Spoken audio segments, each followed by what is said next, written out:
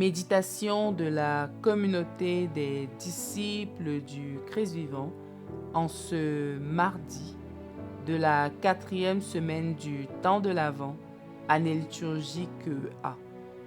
Évangile de Jésus-Christ selon saint Luc, au chapitre 1, les versets 57 à 66. Quand fut accompli le temps où Élisabeth devait enfanter, elle mit au monde un fils. Ses voisins et sa famille apprirent que le Seigneur lui avait montré la grandeur de sa miséricorde. Ils se réjouissaient avec elle. Le 8e jour, ils vinrent pour la circoncision de l'enfant. Ils voulaient l'appeler Zacharie du nom de son père. Mais sa mère prit la parole et déclara : « Non, il s'appellera Jean. » On lui dit : « Personne dans ta famille ne porte ce nom-là. » On demandait par signe au père comment il voulait l'appeler. Il se fit donner une tablette sur laquelle il écrivit : « Jean est son nom. » Et tout le monde en fut étonné. À l'instant même, sa bouche s'ouvrit, sa langue se délia. Il parlait et il bénissait Dieu. La crainte saisit alors tous les gens du voisinage et, dans toute la région montagneuse de Judée, on racontait tous ces événements.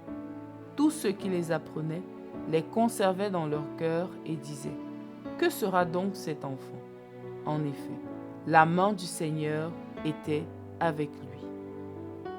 Acclamons la parole de Dieu. Méditation. Frères et sœurs bien-aimés dans le Seigneur, que la grâce de Jésus, l'Emmanuel qui vient nous sauver, se déverse abondamment sur chacun d'entre nous. Aujourd'hui, nous avons l'occasion dans l'Évangile de partager la joie de Zacharie et d'Élisabeth qui ont eu la grâce d'accueillir un enfant après des années de stérilité.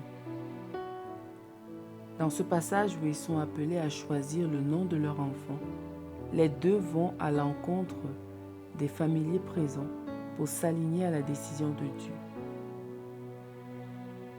Il s'appellera Jean. Comme Élisabeth et Zacharie, nous sommes continuellement dans des situations qui nous poussent à faire des choix et à prendre des décisions. Et dans ces cas-là, les amis, les membres de la famille s'empressent de nous donner leur avis, veulent nous amener à épouser leurs convictions. Le piège est souvent de subir la pression, de vouloir leur faire plaisir et de céder à leurs influences. Mais nous pouvons suivre les exemples d'Élisabeth et de Zacharie. Tout d'abord, en recherchant la volonté de Dieu et en l'écoutant. Même le nom de notre enfant, comme dans l'exemple d'Élisabeth et de Zacharie, doit nous venir de Dieu. Ce n'est pas un acte fantaisiste. On ne nomme pas son enfant pour plaire à un ami ou un parent, mais pour obéir à Dieu qui a lui-même un nom à donner à cet enfant. Il faut donc se tourner vers Dieu pour avoir ce nom-là. Mais dans d'autres situations de la vie aussi, des dilemmes, des choix opérés, tournons-nous vers Dieu et demandons sa volonté avant de faire quoi que ce soit. Deuxièmement, n'ayons pas peur d'affirmer le choix que Dieu nous a soufflé. Peu importe les influences externes, puisque nous savons que Dieu nous demande de faire le bien, faisons-le et rejetons le mal. Puisque nous savons ce que Dieu nous a dit de faire, faisons-le et laissons les autres options.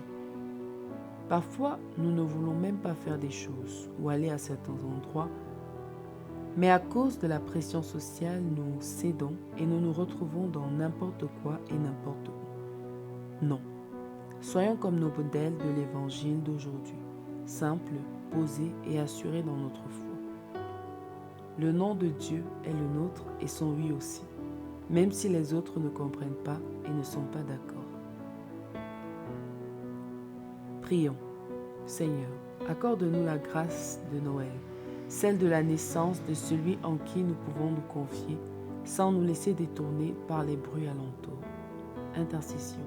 Seigneur, nous te prions pour tous les parents, d'aller les aider à éduquer leurs enfants selon ta volonté. Maman Marie, intercède pour nous. Exercice spirituel. Lisons l'histoire de notre saint patron et laissons-nous inspirer par l'une de ses vertus de courage. Loué soit Jésus-Christ à jamais.